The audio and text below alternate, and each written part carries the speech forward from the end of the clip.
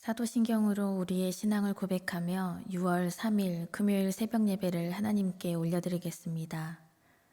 전능하사 천지를 만드신 하나님 아버지를 내가 믿사오며 그 외아들 우리 주 예수 그리스도를 믿사오니 이는 성령으로 잉태하사 동정녀 마리아에게 나시고 본디오 빌라도에게 고난을 받으사 십자가에 못 박혀 죽으시고 장사한 지 사흘 만에 죽은 자 가운데서 다시 살아나시며 하늘에 오르사 전능하신 하나님 우편에 앉아 계시다가 저리로서 산 자와 죽은 자를 심판하러 오시리라.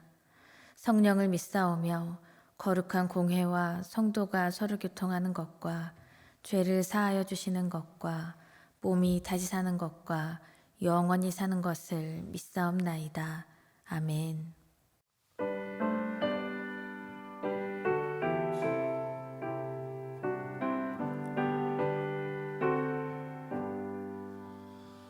나의 갈 길 다가도록 예수 인도하시니 내 주 안에 있는 긍휼 어찌 의심하리요.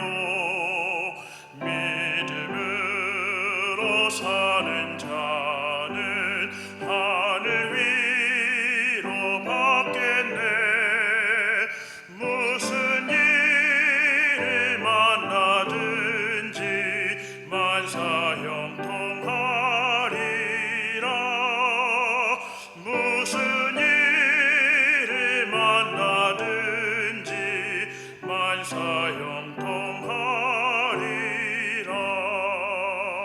나의 갈 길 다가도록 예수 인도하시니 어려운 일 당한 때도 족한 은혜 주시니 나는 심히 고단하고 영혼 매우 가라나. 나의 앞에 반석에서 샘물 나게 하시니 나의 앞에 반석에서 샘물 나게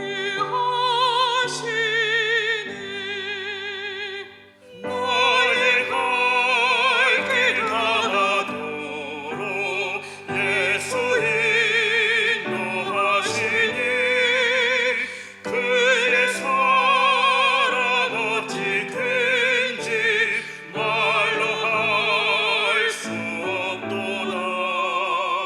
성령 감화 받은 영혼 하늘나라 갈 때에 영영 들을 나의 찬송 예수 인도하셨네.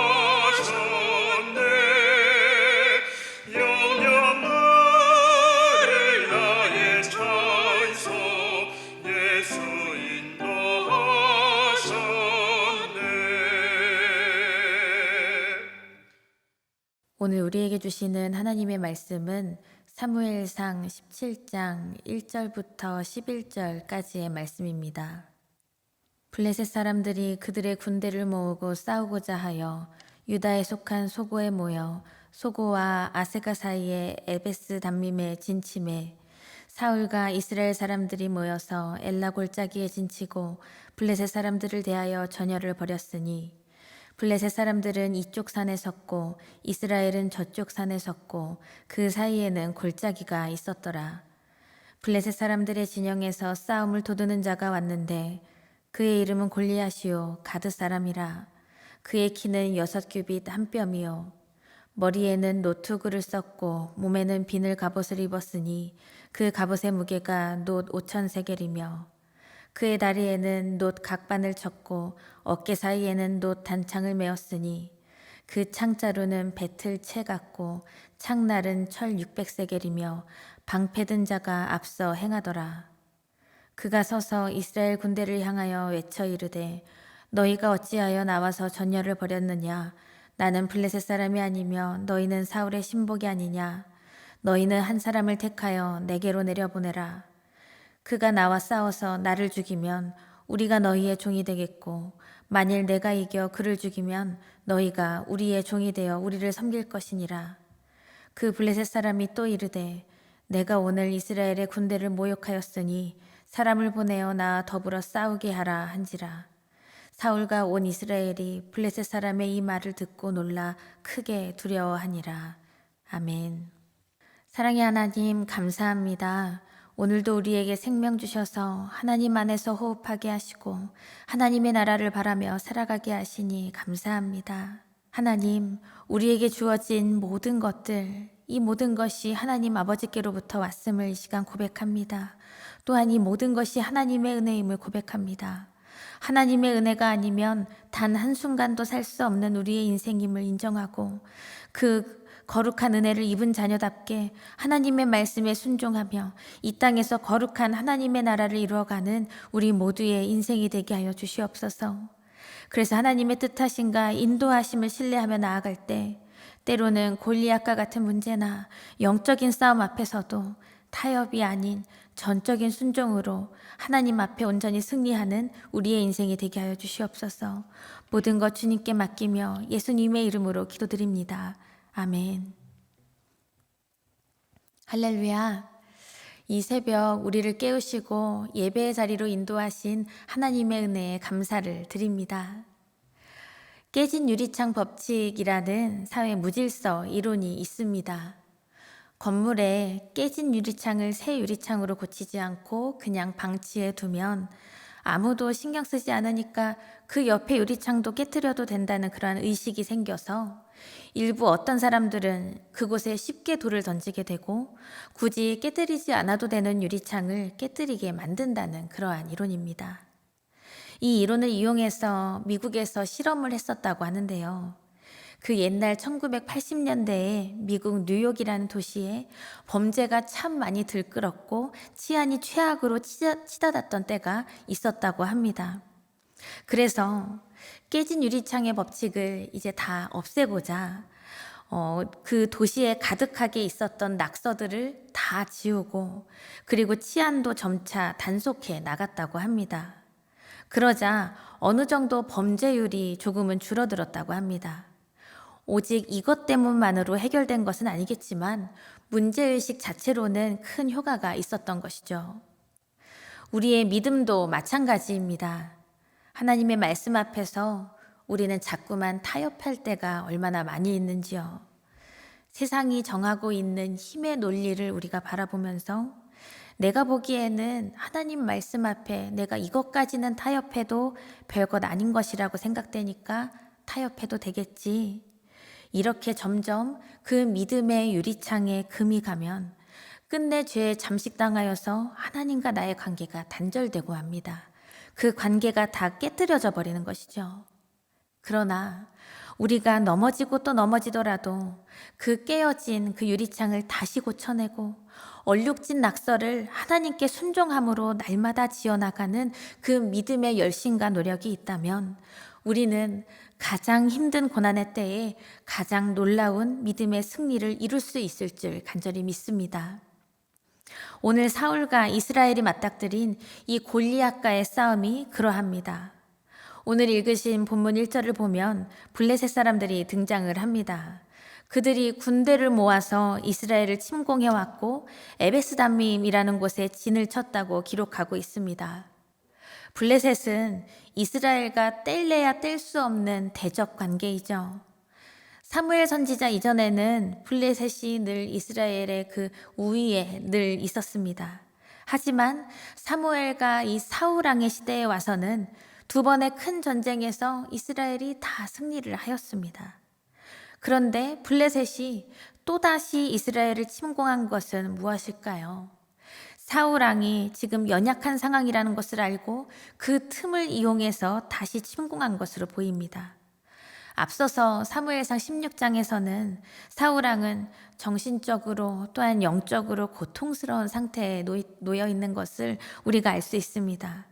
그래서 왕으로서의 그 임무조차도 제대로 감당하지 못하는 것처럼 우리는 볼 수 있습니다. 앞으로의 말씀을 쭉 보면 아시겠지만 사울은 블레셋을 예전처럼 용감하게 대항해내지 못하고 있습니다. 블레셋이 그 유다 성읍인 그 소고와 아세가가 있는 곳까지 와서 진을 쳤고, 그리고 사울과 이스라엘은 엘라 골짜기에 진을 치고 이제 블레셋을 대항하여서 그 전선을 이루고 있었습니다. 이 모습만 보면 블레셋과 이 이스라엘이 참 평등하게 균등하게 그 균형을 맞춰서 대치하고 있는 것처럼 보입니다. 그런데 이 힘의 균형을 깨뜨려 버린 사람이 있었는데요. 바로 블레셋의 장수 골리앗입니다. 4절 말씀을 보시면 블레셋 사람들의 진영에서 싸움을 도두는 자가 왔는데 그의 이름은 골리앗이요 가드 사람이라. 그의 키는 6규빗 한 뼘이요. 이렇게 기록합니다. 골리앗은 그의 키가 3m 정도에 달하는 아주 키가 큰 거인입니다. 그리고 그가 전신의 중무장에서 입은 그 갑옷의 무게만 하더라도 50kg이 넘었다고 해요. 그리고 그가 아주 자유롭게 휘두르는 그 무기만 해도 10kg은 거뜬히 넘었습니다. 그 당시 이스라엘 군대에겐 없었던 그 철제 무기로 다 완전 무장을 하고 있었으니까 당대 최고의 아주 최첨단 무기로 완벽하게 전쟁 준비를 마친 상황이라고 볼 수 있습니다. 그리고 중요한 것은 이 골리앗이라는 사람의 출신인데요. 그는 가드 사람이라고 밝히고 있습니다. 블레셋의 주요 도시가 있는데 그 중에 가드와 가사, 아스롯이 있습니다. 그런데 이 세 도시는 이스라엘 역사를 끊임없이 고통스럽게 하고 있습니다. 먼저 여호수아 11장을 보시면 여호수아와 이스라엘의 그 백성들이 그들이 점령한 그 가나안 지역에 대해서 말씀을 하고 있는데 아낙 자손 그 사람들은 멸절하고 가사와 가드와 아스돗에만 남았더라 이렇게 기록되어 있습니다. 이 말씀의 21절, 22절 말씀을 보시면 그때 여호수아가 가서 산지와 헤브론과 드빌과 아납과 유다 온 산지와 이스라엘의 온 산지에서 아낙 사람들을 멸절하고 그가 또 그들의 성읍들을 진멸하여 바쳤으므로 이스라엘 자손의 땅에는 아낙 사람들이 하나도 남지 아니하였고 가사와 가드와 아스돗에만 남았더라. 하나님께서는 그 가나안 땅의 모든 족속들 다 모두 진멸하라고 말씀하시고 명령하셨죠. 하지만 이스라엘 백성들은 그렇게 하지 못했습니다. 힘의 논리로 하나님 말씀 앞에 타협하고 말았습니다. 사람의 눈으로 보기에 그 아낙 자손들 그 큰 거인족들이라고 일컬어졌던 그 사람들 하나님 말씀 따라서 하지만 우리의 마음이 정하는 것에 따라서 그 사람들 다 진멸하였지만 가사와 가드와 아스돗은 하찮게 여겨졌나 봅니다. 그래서 완전하게 멸절하려는 노력까지는 선택적으로 안 한 것 같습니다. 그래서 여호수아 11장에 이제 이후에 23절을 보시면 마지막에 그래서 전쟁이 그쳤더라 하고 이 11장을 마치고 있지만 그것은 사실 사람의 생각으로 그 판단으로 이 전쟁이 끝났다고 기록한 것이지 하나님의 기준에서는 그 전쟁이 끝난 것이 맞았을까요? 그 전쟁은 끝난 것이 아니었습니다. 하나님은 힘센 민족만 없애라고 말씀하신 적이 없습니다. 모두 다 진멸하라고 명령하셨죠. 그 가나안 땅의 작은 죄 하나라도 이 이스라엘 백성들을 흔들어댈 것을 우리 하나님은 아셨기 때문입니다. 하나님께서는 힘의 논리로 우리를 인도하시는 분이 절대 아니십니다. 하나님의 역사는 은혜의 손길 안에서 온전히 이루어지는 줄 믿습니다. 우리 눈에 별것 아닐 것이라고 여기면서 그냥 넘어갔던 일 중에 그 큰 일의 끝까지 골칫덩이가 될 때가 얼마나 많이 있는지요. 저런 일쯤이야 내 손 안에서 해결할 수 있지, 괜찮겠지. 아니면 내가 이 사람 저 사람에게 부탁하고 이 방법 저 방법이 있으니까 나중에 내가 하자. 이렇게 힘의 논리로 움직이면서 하나님이 아닌 다른 방법에 의지해서 하나님 없이 살아가고자 그렇게 가고 있다면 당장 그 걸어가는 걸음을 멈추어야만 합니다. 불순종의 열매는 걷잡을 수 없다는 것을 기억하십시오. 99% 순종은 100% 순종이 아닙니다. 불순종입니다. 그래서 불순종의 열매는 멸망밖에 없는 것입니다. 이스라엘이 이렇게 불순종하여서 진멸하지 않은 그 가드와 가사와 아스돗 그 땅에서 어떤 일이 일어났나요? 블레셋이 하나님의 그 법궤를 이스라엘에게서 빼앗아가서 아스돗에 안치했던 일도 있습니다. 그리고 또한 가사에서는 무슨 일이 일어났을까요? 그 사사 삼손이 들릴라를 만난 곳이 가사라는 땅입니다.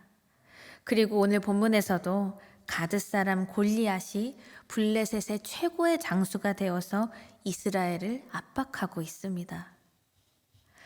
당장 하나님이 뜻하시는 대로 그 말씀대로 살지 않아도 인생이 어느 정도 잘 되나 보다 하지만 골리앗이라는 그 말도 안 되는 괴물과 같은 그 거인이 내 삶에 내 눈앞에 바로 앞에 있을 때 힘의 논리에만 맞춰져 있던 내 시선과 내 생각과 내 믿음이 거기서 그냥 무너져 버리고 만다는 것입니다. 게다가 골리앗과 같은 태산과 같은 문제, 그리고 우리를 침투해오고 있는 이 사탄의 영적 싸움은 우리의 작은 틈을 참 잘도 파고들고 있습니다. 사울왕이 영적으로 침체되어 있을 때 싸움을 걸어오는 이 블레셋과 이 골리앗을 보십시오. 우리 주님께서는 제자들을 향하여서도 시험에 들지 않게 깨어 기도하라, 나와 함께 기도의 자리 있자, 이렇게 말씀을 하셨습니다. 우리 주님께서 이렇게 깨어 있으라, 그리고 기도하라 말씀하신 것처럼 이 생명의 말씀에 우리가 날마다 귀를 기울이고 순종하여서 우리의 영적인 시선과 영적인 우리의 믿음과 그 뜻으로 모든 문제와 싸움을 하나님께 의탁하여서 승리할 수 있는 여러분과 저의 삶이 되기를 간절히 축원합니다.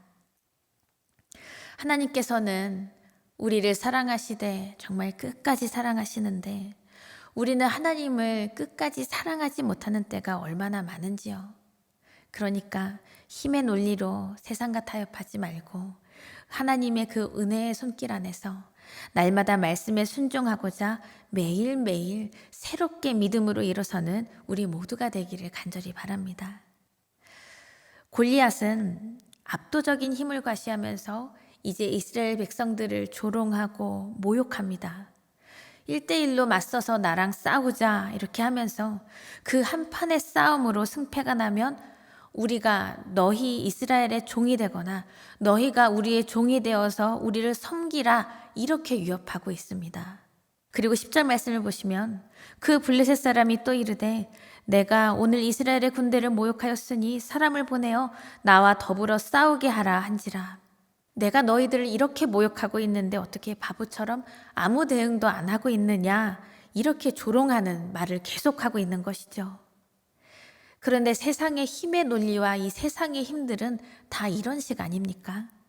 권력과 그 물질의 힘을 조금만 가지고 있으면 나보다 약한 사람들에게 골리앗처럼 이렇게 함부로 힘을 휘두르고 있습니다.